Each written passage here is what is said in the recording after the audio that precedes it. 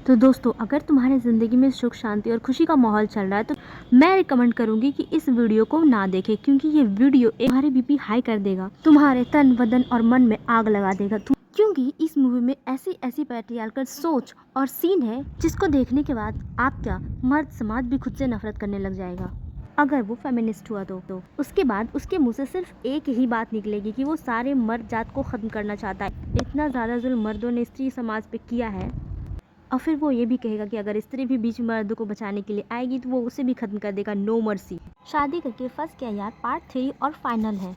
पिछली वीडियो में हम बात कर चुके हैं कि कैसे उसकी बहन को कॉलेज के कुछ गुंडे छेड़ते हैं और वो उसे बचाने के लिए वहां जाता है। जब घर वापस आता है तो उसकी फैमिली ये डिसाइड करती है कि अब उसकी बहन की शादी हो जानी चाहिए। फिर इस तो मेरे को याद आता है कि लंदन में जब ये हनीमून पे गया था तो अयाना का एक कज़न था जो कि इंडियन लड़की से शादी करना चाहता है, तो वो अहाना को इस बार कैफ़े में ले जाता है कि चलो वहाँ कैफ़े जो हम दोनों का पसंद है, चलो। उसका मूड बनाता है कि वो खुश हो जाती है। तो फिर जब वहाँ जाती है तो वो उसे बोलता है कि तुम्हारा कज़न जो था, जो हम लंदन में मिले थे, मैं उससे अपनी बहन की शादी कराना चाहती हूँ। और तब वो बोलती है कि वो एडजस्ट नहीं कर पाएगी, वो लंदन में रहता है, ये यहाँ इंडिया में रहती है। बोलता है नहीं, तुमने एडजस्ट कर लिया ना, मतलब वो तो पता चल रहा है कि मैंने कितना एडजस्ट किया है, तुम एडजस्ट नहीं कर सकती, मेरी बहन कर लेगी। वो अपनी बहन पे थोप रहा है बातों को, चीज़ों को, कल्चर। अब जो उसने अहाना की फेवरेट ड्रिंक्स ऑर्डर की थी, ऐसी बात बात में आर्गूमेंट्स करके वो ड्रिंक बिना पिए ही छोड़कर वहाँ से चला जाता है। मैंने पहले ही कहा था कि ये इंसान बहुत ही ज़्यादा घटिया और टॉक्सिक है। वो उसकी डायरी पढ़कर वो अपना लाइक्स उसके लाइक्स के साथ शेयर कर लिया। अब उसे वो चाय पसंद नहीं है, जो कुछ भी वो पसंद नहीं है उसे, और वो अब पिएगा ही नहीं, उसे पसंद नहीं तो पिएगा ही क्यों, इसलिए वो छोड़कर वहाँ से उसे कैफ़े में छोड़कर चला जाता है। घोर इंसल्ट करता है। अब इससे बड़ा इंसल्ट क्या होगा। अब इसके बाद तो इसे तमाचा मारने का ही मन कर रहा होगा तुम लोगों को। मतलब मैं क्या कहूँ, कमेंट में जितना तमाचा मारना है मार दो इसे। इसमें सारे गुण हैं, संस्कारी और टॉक्सिक बिहेवियर पति के सारे गुण हैं इसमें कूट कूट के भरे हुए हैं। कैसे अपनी वाइफ के खराब मूड को ठीक करके उसे और ख़राब किया जाता है, कोई इससे ट्रेनिंग ले ले। और जो भी ले तो 5 साल से आज की औरतें बता ही रही हैं कि उन्होंने भी कच्ची गोलियां नहीं खेली है। मैं फॉलो करती हूँ एन आई फॉर एन आई। अगर इक्वलिटी तुम दोगे तभी तुम्हें मिलेगा, इज्जत तुम दोगे तभी तुम्हें मिलेगा भाई। रिस्पेक्ट और लव तुम दोगे तब भी तुम्हें मिलेगा। अगर तुम नहीं दोगे तो मैं कोई पागल नहीं कि अपनी प्यार की नदियाँ दूसरे पे उड़ालते रहे बिना मतलब का, और बदले में तुम मेरी भर भर कर इंसल्ट करते रहो। नहीं भाई, ये तो पॉसिबल नहीं हो सकता, किसी भी जन्म में नहीं। Become big and people start calling you women. Ahana के हर दिन को बद से बदतर कैसे बनाना है, इस शुतुरमुर्ग के पास पूरी लिस्ट है हर दिन को बर्बाद करने की। शुतुरमुर्ग अपने भाई से बोलता है, काश ये लड़की हमारे घर में हमारी फैमिली के साथ ऐसे ही हंसती खेलती रही। अभी तक ये से पत्नी नहीं बोल पाया, काश मेरी पत्नी अपनी फैमिली के साथ खेलती रही। और ये सेकंड लाइन, हमारी फैमिली को ये अपनी फैमिली मान ले। तुमने कभी इसकी फैमिली को अपनी फैमिली मान लिया? जो तुम करोगे वही तो तुम्हारे साथ होगा, दैट इज कर्मा, राइट। इस शुतुरमुर्ग की फैमिली को अहाना से उतनी दिक्कत नहीं है, लेकिन उससे तो कहीं ज़्यादा दिक्कत इस शुतुरमुर्ग को अपनी वाइफ से है कि मेरी फैमिली से ये ना कर दे, ये वो ना कर दे। सोचो, अहाना बर्थडे को वैल्यू देती है और उसकी फैमिली आकर उससे विश ही नहीं करती, तो अहाना का मूड खराब रहता है, वो उदास रहती, फिर क्या ही मुस्कुराएगी। तो अहाना का आज बर्थडे है, वो अपनी फैमिली को, फ्रेंड्स को इनवाइट कर रही है पार्टी में आने के लिए। तभी उसके हाथ से कंगन गिर जाता है उसका, और वो जब नीचे झुक के देखती है तो उसकी खुद की डायरी वहाँ पड़ी हुई होती है। तो वो सोचती है कि यहाँ पे उसकी डायरी कैसे आई। फिर वो नीचे चली जाती है ये सोचते सोचते। तभी वो देखती है कि उसकी खुद की साड़ी उसकी ननद पहनी हुई है। तो वो पूछती है, तुम्हें ये साड़ी कहाँ से मिली? तो बोली कि अयान भैया ने मुझे बर्थडे गिफ्ट किया था। फिर उसे सारी बात समझ आने लगती है कि कैसे प्लान बनाया गया था अहाना से शादी करने के लिए। अयान ने बनाया और उसके फ्रेंड्स ने, और क्या। ऐसा लगता है जैसे अयान अहाना से बदला ले रहा। वो उसकी डायरी ले लिया, उसे वापस नहीं किया, उसमें उसको इम्प्रेस करने के लिए उसकी डायरी पढ़ी, उसे अपने बारे में कुछ नहीं बताया, अपने घर के बारे में नहीं बताया, लेकिन उसको अहाना के बारे में सब कुछ पता है कि वो मॉडर्न सोच की है। लेकिन उसने अपनी रूढ़िवादी फैमिली की सोच नहीं बताई, अपनी खुद की रूढ़िवादी फैमिली सोच के नहीं बताई, क्योंकि वो तो धोती कुर्ता पहनता नहीं है कि उसकी शक्ल से पता चले कि वो रूढ़िवादी सोच का है, पैट्रियार्कल समाज का है। ना ही उसने अहाना से कभी पूछा कि मेरी फैमिली, क्या तुम उनको पसंद कर पाओगी? उसने अहाना से कभी ये सब नहीं पूछा। उसने हमेशा इस पे थोपने की कोशिश की। शादी के पहले ये बोल देता कि मैं अपनी फैमिली से बहुत प्यार करता हूँ, मैं उसे नहीं छोड़ सकता। तुम क्या मेरी फैमिली के साथ मेरे साथ रह पाओगी? नहीं तो ठीक है, हम दोनों साथ नहीं रह सकते, और रह पाओगी तो ठीक है। और शादी के पहले तो कुछ बताया ही नहीं। हाँ, सिर्फ ये बताया कि 15 करोड़ का बंगला। फिर अहाना के पास चॉइसेस होती कि हाँ वो सच में इस फैमिली में रहना चाहती है, इसे शादी करना चाहती है, क्या मैटर करता है उसके लिए।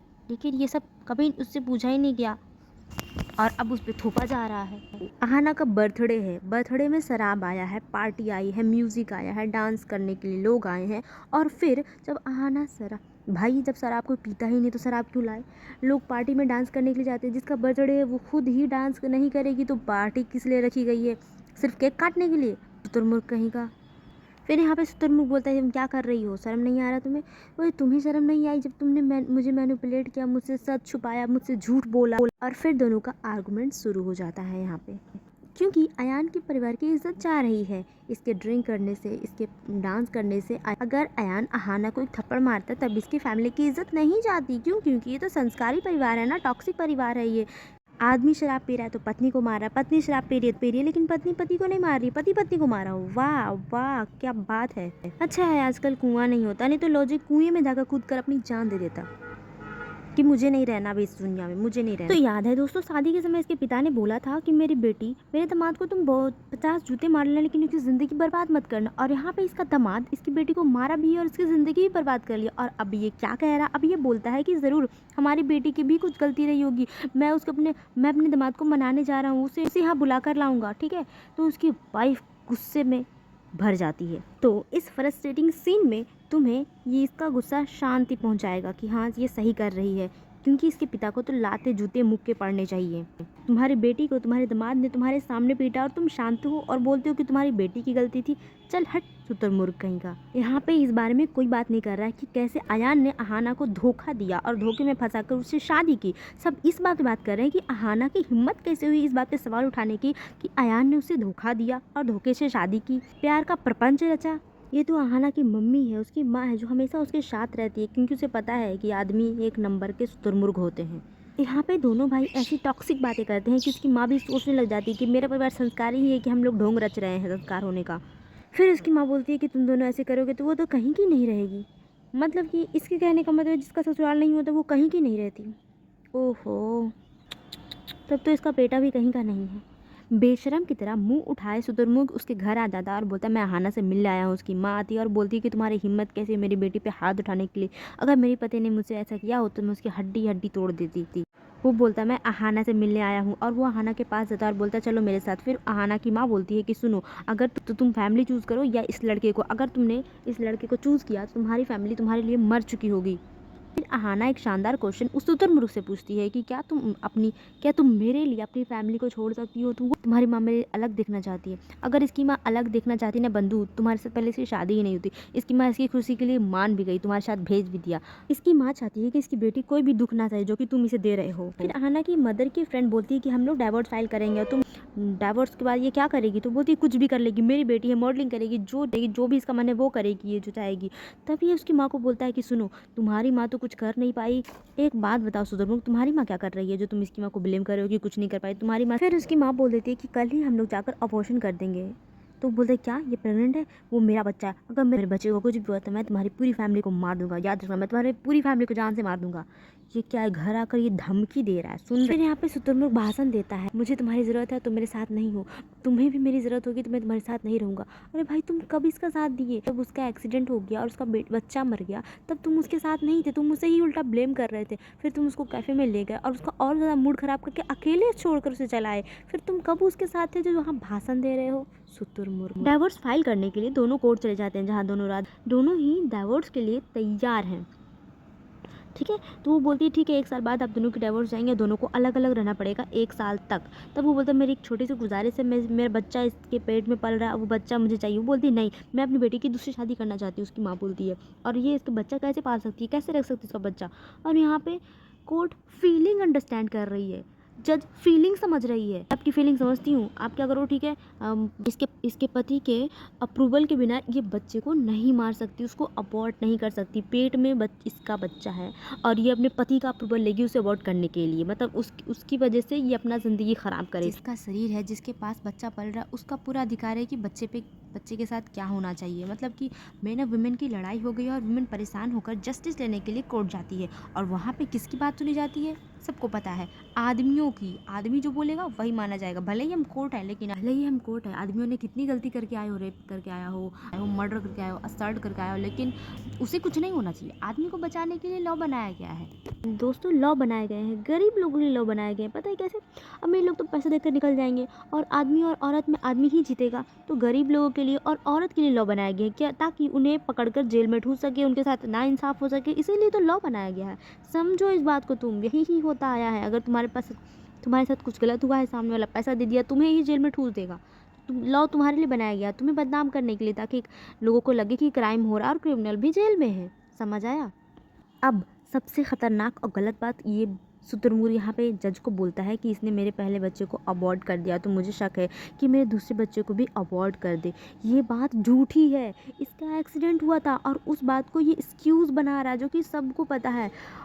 ओह माय गॉड, ये तो खेल खेल रहा है, नाटक कर रहा है। माय गॉड, ये तो खेल खेल रहा है, नाटक कर रहा है अच्छा बनने का। ये है ही नहीं, एक नंबर का टॉक्सिक इंसान है ये। अब जबकि इसकी माँ ने बताया था कि ये एक्सीडेंटल है, इसकी इंजर्ड हुई थी, उसके बाद बच्चा खत्म हुआ था, इसकी अपनी मर्जी से बच्चा अबॉर्ट नहीं हुआ था। फिर भी उस कहानी को इसने सच बनाकर कोर्ट में ये बताया कि नहीं, इसने मेरे बच्चे को अबॉर्ट किया है। अब तो मेरी पत्नी मेरे घर जाकर रहे ताकि मैं बच्चे का ध्यान रख सकूं, क्योंकि इसने मेरे पहले बच्चे को अबॉर्ट कर दिया। वो बोलती मैं नहीं जाऊंगी इसके घर।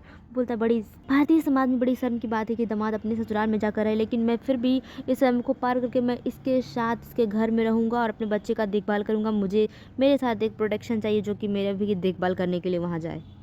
ये तो वही बात हो गई कि पति ने अपनी पत्नी का रेप किया और उससे वो मर गई। उसके बाद पत्नी की फैमिली कोर्ट गई और जब कोर्ट में गई तो कोर्ट में जज बोलता है इंडिया में मैरिटल रेप लॉ नहीं है और वो आदमी छूट गया है। अब शुतुरमुर्ग अहाना के घर पे आ गया और पूरा तबाही मचा के रखा है, सबकी डिसरिस्पेक्ट कर रहा है, सबसे बदतमीजी से बात कर रहा है और उसकी फैमिली को अब वो अपनी फैमिली नहीं समझ रहा है और उस पर पूरा फोर्स करता था कि वो उसकी फैमिली को अपनी फैमिली समझे। वो यहाँ पे तबाही मचा के रख दिया, सुख शांति तो खत्म ही हो गई है इस घर में। वो आहाना की मदर अपने फ्रेंड को घर बुला रही थी, तब वो उसकी माँ से उसका फ़ोन छीन लेता है और डंडा निकालता है बाहर से और उस फ्रेंड्स को डंडे से भगाने की कोशिश करता है। तब उसकी माँ बोलती है कि हवलदार साहब आप देख नहीं रहे हैं कि क्या हो रहा है? वो बोलता है घर का मामला है, कोई बाहर वाला इंसान आकर घर में लोगों को मारे, डंडा से मारे तो मारना क्या घर का मामला हो गया? ये तो क्राइम है यार ब्रो, समझ नहीं आ रहा। हवलदार तुम कहाँ के हवलदार हो? बुद्धि वद्दी है कि नहीं? नहीं है, क्योंकि ये आदमी तो आदमी को ही सपोर्ट करेगा ऑब्वियसली। तो नेक्स्ट सीन में दिवाली का समय है और उसकी माँ कार्ड्स खेल रही है और शराब पी रही है। तब वो हवलदार को कॉल करके बोलता है कि देखिए पुलिस को बुलाइए, यहाँ पे कार्ड्स और शराब पिए जा रहे हैं।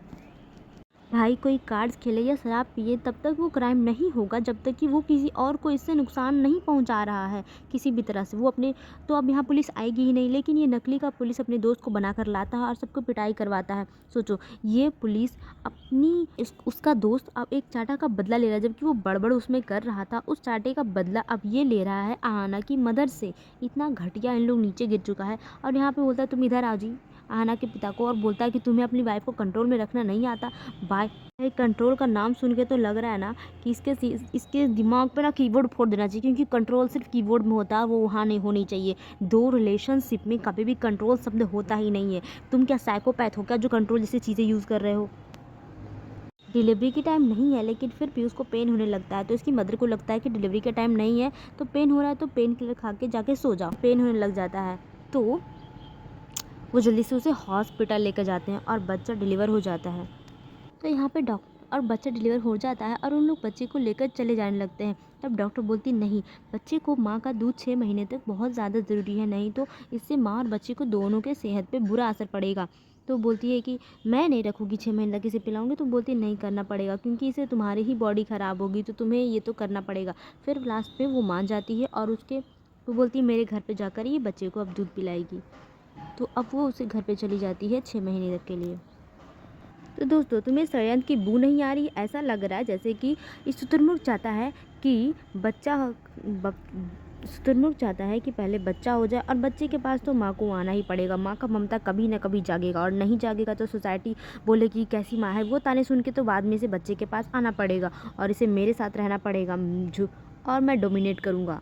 यहाँ बहुत ही फ्रस्ट्रेटिंग सीन है। इसकी माँ बोलती है मैं बच्चे के बिना नहीं रह सकती हूँ, मैं गरीब हूँ, मैं कैसे पालूंगी, लेकिन बच्चे के बिना नहीं रह सकती हूँ। जबकि इसके बच्चे को कोई लेकर जा रहा था अच्छे फ्यूचर के लिए, तो ऑफकोर्स उसकी माँ चाहेगी कि अच्छे फ्यूचर के लिए मेरा बच्चा मुझसे दूर ही रहे तो अच्छा रहे। लेकिन यहाँ पे इसकी भोंदू माँ बोलती है नहीं, मैं अपने बच्चे को भीख मांग के खिला पिला लूँगी, लेकिन मैं अपने बच्चे को नहीं दूँगी, उसके अच्छे फ्यूचर के लिए भी मैं ही नहीं दूँगी। तो पता चला लोग क्यों बोलते हैं लड़की को कि बच्चा कर लो।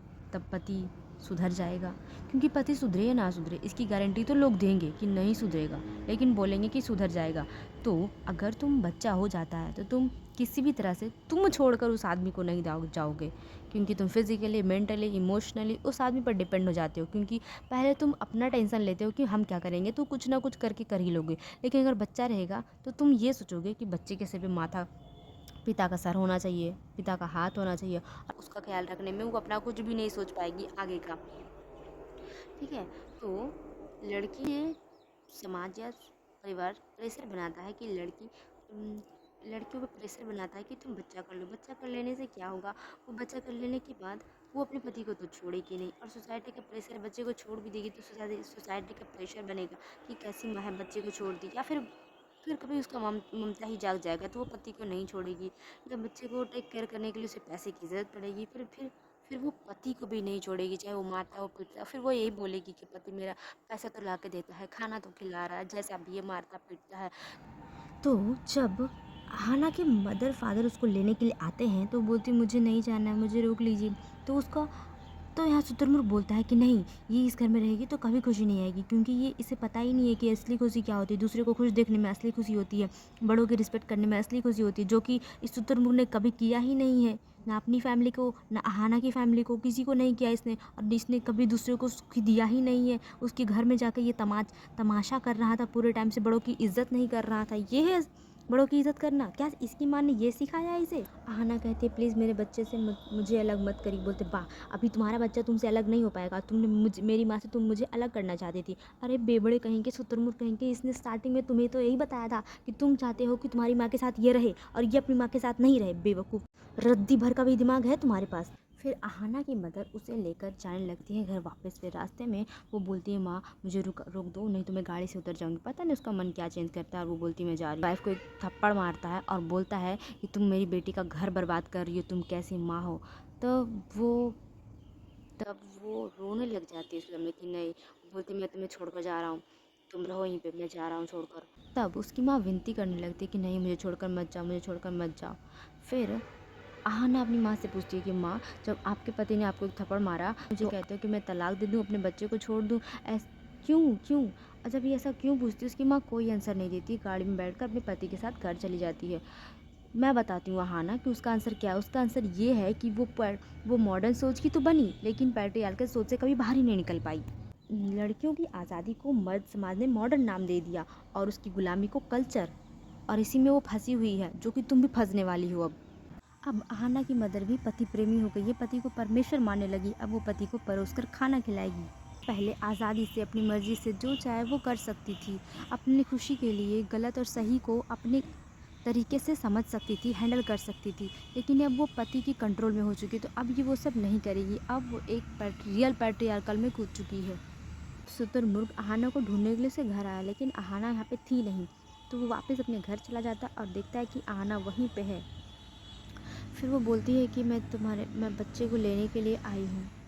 बोलती नहीं, मैं दूसरे बच्चे की बात कर रही हूँ, और कहानी ख़त्म हो जाती है। मेरा एक सवाल है दोस्तों, वो ये कि पूरे टाइम ये ब्लेम करता रहा कि मेरे पहले बच्चे को इसने अबॉर्ट कर दिया जानबूझकर, जो कि एक्सीडेंटल था। उसके बाद भी आहाना ने इसे माफ़ कैसे कर दिया मुझे तो। और इन दोनों के बीच म्यूचुअल अंडरस्टैंडिंग हुई कहाँ कि तुम मेरी फैमिली को अपनी फैमिली मानना, और मैं तुम्हारी फैमिली को अपनी फैमिली मानूंगा, और हम दोनों अलग रह सकते हैं, कोई दिक्कत नहीं। अगर तुम चाहो तो मॉडलिंग भी कर सकती हो। ये म्यूचुअल अंडरस्टैंडिंग दोनों के बीच में हुई नहीं, लेकिन अब ये लड़की एडजस्ट करेगी। अब ये आहाना एडजस्ट करेगी, शादी बचाने के लिए, बच्चे के पास रहने के लिए, फैमिली बनाने के लिए एडजस्ट करेगी। सबसे घटिया डिसीजन, वर्स्ट। इस मूवी में सबसे अच्छा कैरेक्टर जो मुझे लगा, उसकी मदर की फ्रेंड और उसकी मदर थी। पूरे मूवी में सबसे अच्छा दोनों कैरेक्टर था, जो कि बाद में आहाना की मदर के कैरेक्टर को जाकर बाद में बिगाड़ दिया गया।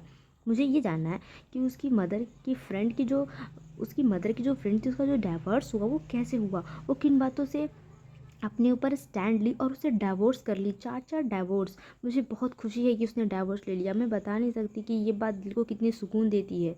अहाना की मदर और उसकी फ्रेंड को विलन बनाया गया, जबकि इस मूवी में सबसे बड़ा विलन तो आयान है। उसकी फैमिली भी यहाँ विलन नहीं, लेकिन उसका भाई विलन है। यहाँ पे उसका दोस्त भी विलन है, और यहाँ पे और जिस विलन को लीड करता है वो है अहाना का फादर। तो मैं तो सिर्फ इतना ही कहूँगी कि अपने प्राइड पे बात आ जाए तो डिवोर्स ले लेना अहाना की मदर की फ्रेंड की तरह, ना कि अहाना की तरह एडजस्ट कर लेना। समझ आया बात? तो बेसिकली इस मूवी में जो औरत बोल रही थी, आवाज़ उठा रही थी, उसे विलन बना दिया गया, और जो चुपचाप पैट्रियार्कल सोसाइटी को फॉलो कर रही थी, जो कि अहाना की पूरी फीमेल फैक्ट्री, तो उसे अच्छा बताया गया है मूवी में। तो आप लोगों को इस मूवी का रोस्ट कैसा लगा मुझे कमेंट करके ज़रूर बताएं, और मूवी के कौन से कैरेक्टर ने आपको कौन सी सीख दी है वो भी ज़रूर बताएं। Thank you for watching.